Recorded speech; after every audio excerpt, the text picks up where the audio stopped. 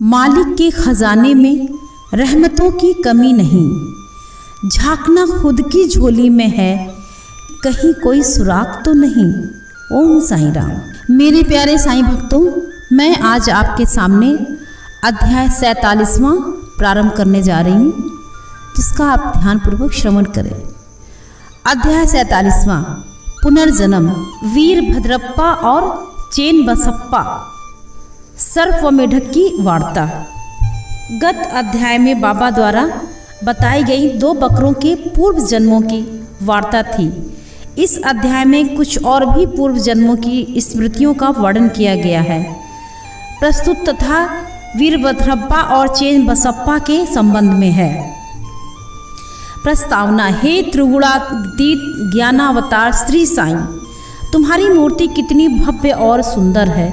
हे अंतर्यामिनी, तुम्हारे श्रीमुख की आभा धन्य है। उसका क्षण मात्र भी अवलोकन करने से पूर्व जन्मों के समस्त दुखों का नाश होकर सुख का द्वार खुल जाता है। परंतु हे मेरे श्री साईं, यदि तुम अपने स्वभाववश कुछ कृपा टाच करो तभी इसकी कुछ आशा हो सकती है। तुम्हारे दृश्य मात्र से ही हमारे कर्म बंधन छिन्न भिन्न हो जाते हैं और हमें आनंद की प्राप्ति हो जाती है।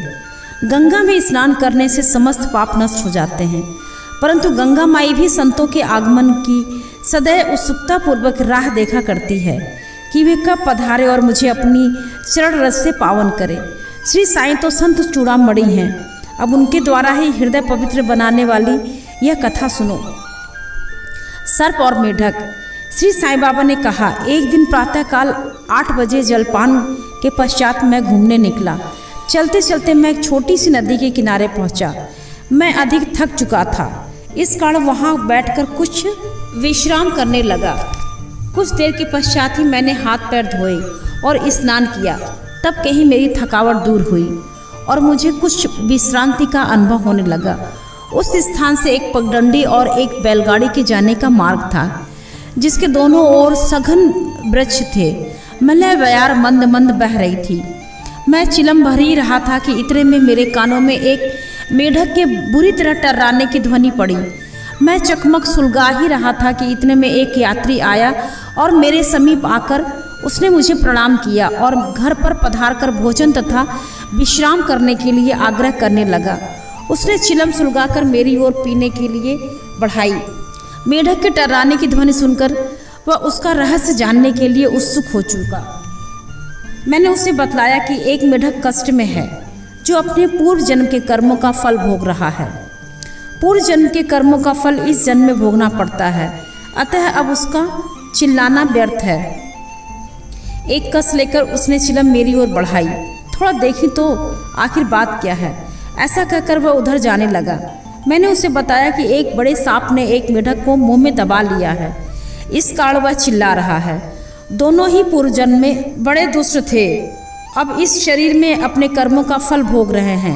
आगंतुक ने घटना स्थल पर जाकर देखा कि सचमुच एक बड़े सर्प ने एक मेढक को मुंह में दबा रखा है।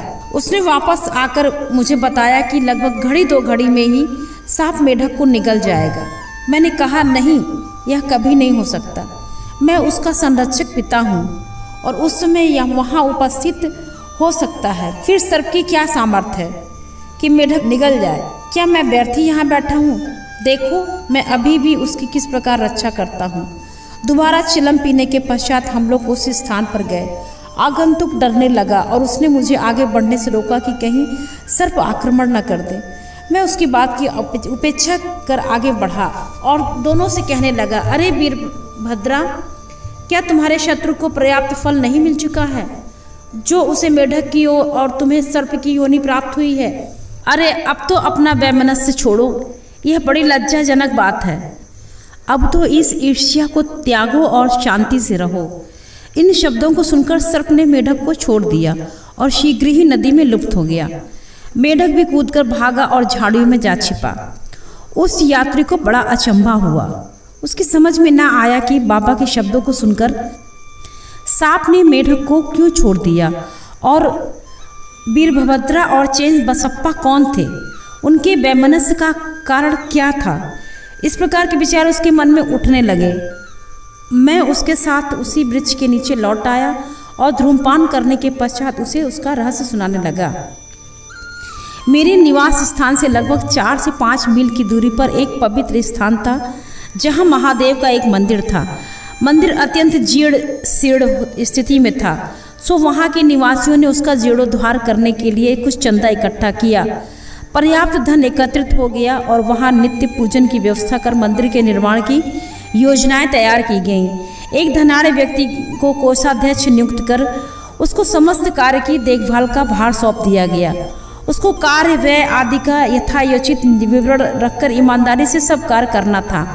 सेठ तो एक उच्च कोटि का कंजूस था। उसने मरम्मत में अत्यंत अल्प राशि व्यय की। इस कारण मंदिर का जीर्णोद्धार भी उसी अनुपात में हुआ। उसने सब राशि व्यय कर दी तथा कुछ अंश स्वयं हड़प लिया और उसने अपनी गांठ से एक पाई भी न व्यय की। उसकी वाणी अधिक रसीली थी, इसलिए उससे लोगों को किसी प्रकार समझा बुझा लिया और कार्य पूर्वत ही अधूरा रह गया। लोग फिर संगठित होकर उसके पास जाकर कहने लगे, सेठ साहब कृपया कार्य शीघ्र पूर्ण कीजिए। आपके प्रयत्न के अभाव में यह कार्य पूर्ण होना कदापि संभव नहीं, अतः आप पुनः योजना बनाइए। हम और भी चंदे आपको वसूल करके देंगे। लोगों ने पुनः चंदा एकत्रित कर सेठ को दे दिया। उसने रुपए तो ले लिए परंतु पूर्वत ही शांत बैठा रहा। कुछ दिनों के पश्चात उसकी स्त्री को भगवान शंकर ने स्वप्न दिया कि उठो और मंदिर पर कलश चढ़ाओ। जो कुछ भी तुम इस कार्य में व्यय करोगी मैं उसका 100 गुना अधिक तुम्हें दूंगा। उसने यह स्वप्न अपने पति को सुनाया।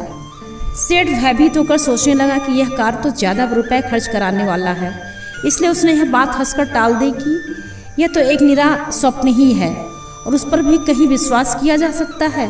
यदि ऐसा होता तो महादेव मेरे समक्ष ही प्रकट होकर यह बात मुझसे न कह देते। मैं क्या तुमसे अधिक दूर था? यह स्वप्न शुभदायक नहीं है। यह तो पति पत्नी के संबंध बिगाड़ने वाले हैं, इसलिए तुम बिल्कुल शांत रहो। भगवान को ऐसे द्रव्य की आवश्यकता ही कहाँ जो दानियों की इच्छा के विरुद्ध एकत्र किया गया हो। वे तो सदैव प्रेम के भूखे हैं तथा प्रेम और भक्ति पूर्वक दिए गए एक तुच्छ ताबे का सिक्का भी सहज स्वीकार कर लेते हैं। महादेव ने पुनः सेठानी को स्वप्न में कह दिया कि तुम अपने पति की व्यर्थ की बातों और उसके पास संचित धन की ओर ध्यान न दो और न उनसे मंदिर बनवाने के लिए आग्रह ही करो। मैं तो तुम्हारे प्रेम और भक्ति का ही भूखा हूँ। जो कुछ भी तुम्हारी व्यय करने की इच्छा है सो अपने पास से करो। उसने अपने पति से विचार विनिमय करके अपने पिता से प्राप्त आभूषणों को विक्रय करने का निश्चय किया। तब कृपण सेठ अशांत हो उठा। इस बार उसने भगवान को भी धोखा देने की ठान ली। उसने कौड़ी मोल केवल 1000 रुपयों में ही अपनी पत्नी के समस्त आभूषण स्वयं खरीद डाले और एक बंजर भूमि का भाग मंदिर के निमित्त लगा दिया, जिसे उसने अपनी पत्नी से चुपचाप स्वीकार कर लिया। सेठ ने जो भूमि दी वह उसकी स्वयं की न थी, वरन एक निर्धन स्त्री दुबकी की थी जो उसके यहाँ 200 रुपये में गिरवी रखी हुई थी। दीर्घ काल तक वह ऋण चुकाकर उसे वापस न ले सकी, इसलिए उस घृत कृपण ने अपनी स्त्री दुबकी और भगवान को धोखा दे दिया। भूमि पथरीली होने के कारण उसमें उत्तम ऋतु में भी कोई पैदावार न होती थी। इस प्रकार यह लेन देन समाप्त हुआ। भूमि उस मंदिर के पुजारी को दे दी गई, जो उसे पाकर बहुत प्रसन्न हुआ। कुछ समय के पश्चात एक विचित्र घटना घटी। एक दिन बहुत जोरों से झंझावात आया और अतिवृष्टि हुई। उस कृपण के घर बिजली गिरी और फलस्वरूप पति पत्नी दोनों की मृत्यु हो गई। दुबकी ने भी अंतिम श्वास छोड़ दी। अगले जन्म में वह कृपण मथुरा के एक ब्राह्मण कुल में उत्पन्न हुआ और उसका नाम वीरभद्रा रखा गया। उसकी धर्मपत्नी उस मंदिर में एक पुजारी के घर कन्या होकर हुई और उसका नाम गौरी रखा गया। दुबकी पुरुष बनकर मंदिर के गुरव वंश में पैदा हुए और उसका नाम चेन बसप्पा रखा गया। पुजारी मेरा मित्र था और बहुधा मेरे पास आया जाया करता था, वार्तालाप करता और मेरे साथ चिलम पिया करता था। उसकी पुत्री गौरी भी मेरी भक्त थी। वह दिनों दिन सयानी होती जा रही थी, जिससे उसका पिता भी उसके हाथ पीले करने की चिंता में लगा रहता था। मैंने उससे कहा कि चिंता की कोई आवश्यकता नहीं, वर स्वयं तुम्हारे घर लड़की की खोज में आ जाएगा। कुछ दिनों के पश्चात ही उसकी जाति का वीरभद्रा नामक एक युवक भिक्षा मांगते मांगते उसके घर पहुंचा। मेरी संपत्ति से गौरी का विवाह उसके साथ संपन्न हो गया। पहले तो वह मेरा भक्त था, किंतु वह कृतज्ञ बन गया था। इस नूतन जन्म में भी उसकी धन तृष्णा नष्ट न हुई। उसने मुझसे कोई उद्योग धंधा सुझाने को कहा, क्योंकि इस समय वह वैवाहिक जीवन व्यतीत कर रहा था। तभी एक विचित्र घटना हुई। अचानक ही प्रत्येक वस्तुओं के भाव ऊंचे बढ़ने लगे। गौरी के भाग्य से जमीन की मांग अधिक होने लगी और समस्त भूमि 1 लाख रुपए में आभूषणों के मूल्य में 100 गुना अधिक मूल्य में बिक गई। ऐसा निर्णय हुआ कि 50,000 रुपये और 2,000 रुपये प्रतिवर्ष किस्त पर चुकता कर दिए जाएंगे। सबको यह लेन देन स्वीकार था, परंतु धन में हिस्से के कारण उसने परस्पर विवाद होने लगा। वे परामर्श लेने मेरे पास आए और मैंने कहा कि यह भूमि तो भगवान की है, जो पुजारी को सौंपी गई है।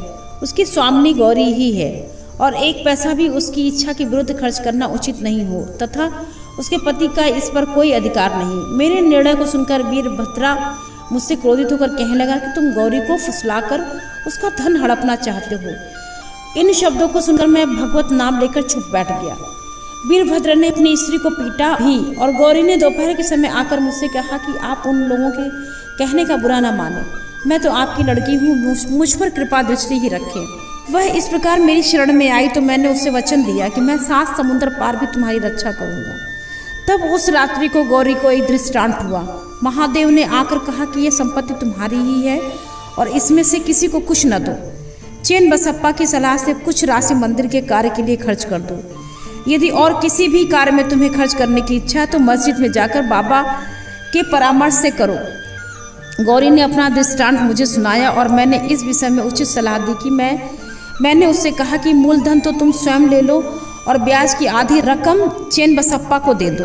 वीरभद्र का इसमें कोई संबंध नहीं है। जब मैं बात कही रहा था तब वीरभद्र और चेन बसप्पा दोनों ही लड़ते वहाँ पहुँचे। मैंने दोनों को शांत करने का प्रयत्न किया तथा गौरी को हुआ महादेव का सपने भी सुनाया। वीरभद्र क्रोध से उन्मत्त हो गया और चेन बसप्पा को टुकड़े टुकड़े कर मार डालने की धमकी देने लगा। चेन बसप्पा बड़ा डरपोक था। वह मेरे पैर पकड़कर रक्षा की प्रार्थना करने लगा। तब मैंने शत्रु से उसका छुटकारा करा दिया। कुछ समय पश्चात ही दोनों की मृत्यु हो गई। वीरभद्र सर्प और चेन बसप्पा मेढक। चेन बसप्पा की पुकार सुनकर और अपने पूर्व जन्म की स्मृति करके यहाँ आया और इस तरह से उनकी रक्षा कर मैंने अपने वचन पूर्ण किए। संकट के समय भगवान दौड़कर अपने भक्ति के पास जाते हैं। उसने मुझे यहाँ भेजकर चेन बसप्पा की रक्षा कराई। यह सब ईश्वरीय लीला ही है। शिक्षा इस कथा की यही शिक्षा है कि जो जैसा बोता है वैसा ही काटता है, जब तक कि भोग पूर्ण नहीं होता।